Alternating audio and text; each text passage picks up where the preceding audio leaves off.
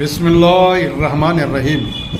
రుణగ్రస్తుడు నుండి బహుమతి తీసుకోవచ్చా లేదా అనే విషయంలో మహాప్రవక్త సల్లల్లాహు అలైహి వసల్లం వారు ఏం చెప్పారో చూద్దాం.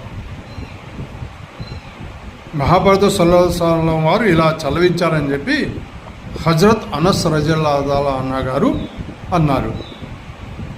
ఏమన్నారట?